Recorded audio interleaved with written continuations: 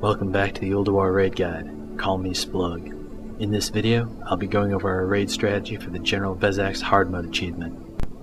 If you'd like more information or would like to learn more about downloading this movie, click more info on the movie information box on YouTube to head directly to TankSpot. Also, be sure to subscribe by clicking on the subscribe button to the right so you'll automatically be notified as we release movies.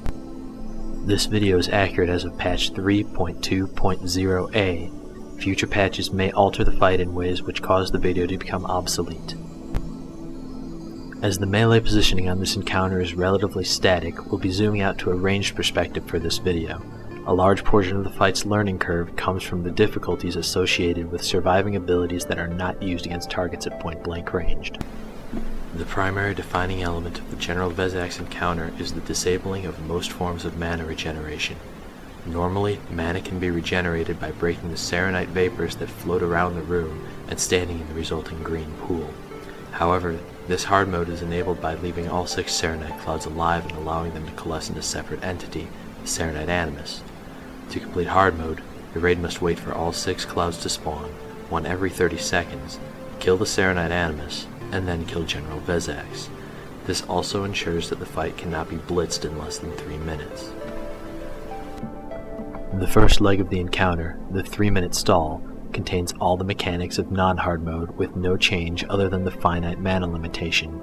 Any ranged class is absolutely reliant upon casting from within the mana cost reducing residue of Shadow Crash. If they are left without a crash at any time for any reason, they should cease all mana consuming attacks and wand. But at the same time, the fight cannot be prolonged forever due to healer mana constraints. Most classes may wish to research alternate talent specializations which sacrifice throughput in favor of mana efficiency and mana sustenance. Additionally, Discipline of Priests can take some advantage of Shadow Crashes, as they do not reduce the effectiveness of Power Word Shield. All other healers should be located within melee range of Vezax, allowing them to remain stationary throughout the encounter.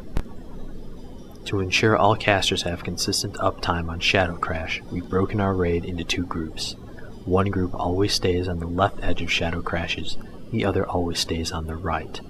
One member of each group is given a raid icon, and all other players of that group should try to stand exactly on top of the marked player. When a group is targeted for Shadow Crash, they strafe away from the other group at least the radius of a Shadow Crash, then double back into the very closest corner of the fresh crash after it lands. This allows the other group to remain stationary and continue casting, as well as minimizing this group's raid movement. In the event that several Shadow Crashes target the same group, the opposite group's Shadow Crash may expire without being refreshed. If this happens, they slide toward the group that still has a Shadow Crash until they reach the closest corner of the nearest crash. Once the Animus spawns, the dynamic and pace of the fight change drastically. General Vezax gains a shield reducing all damage taken by 99%, meaning all damage needs to transition to the Animus as soon as threat and positioning permit. In addition to adding a second tank to the encounter, the Animus will apply a Shadow Buffet which deals damage to the raid every 2 seconds in incrementally larger doses.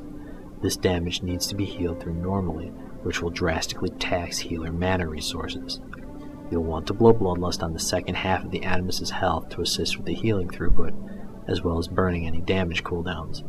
If damaged players discover their mana pool does not sustain 4.5 to 5 minutes, they may want to withhold casts in later Phase 1 attempts to ensure that they are able to go full burn the entire duration of Phase 2.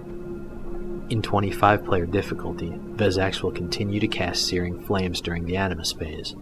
Your interrupt team will need to use either focus target or mouse over target interrupt macros to prevent Vezax's cast while dealing damage to the Animus. In the 10-player environment, Vezax will not cast Searing Flames while under the effects of the Animus' shield.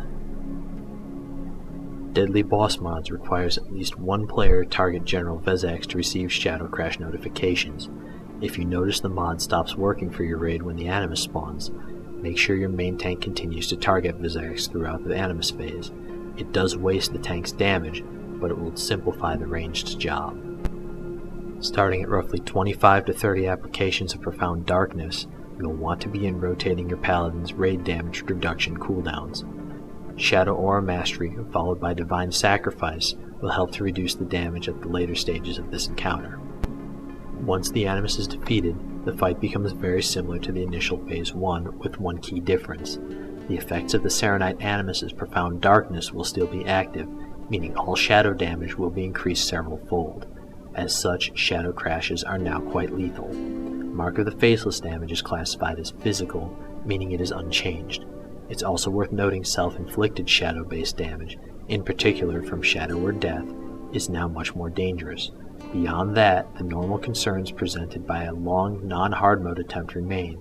Healers and ranged will be running out of mana, and if deaths during the encounter reduce the number of ranged players too low, you will need to appoint either healers, melee, or the off-tank to move out to provide sufficient shadow crash targets. Be sure anyone leaving melee range does not do so immediately before a crash, as it may cause them to become a legal target before getting far enough away to make it to safety.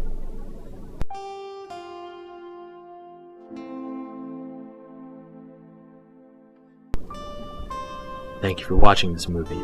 As per usual, feel free to ask questions or add suggestions either on YouTube or in the strategy thread on TankSpot.com. Also, TankSpot donors can download all these movies in high definition directly from our servers. Click the second link in the movie information box to learn more.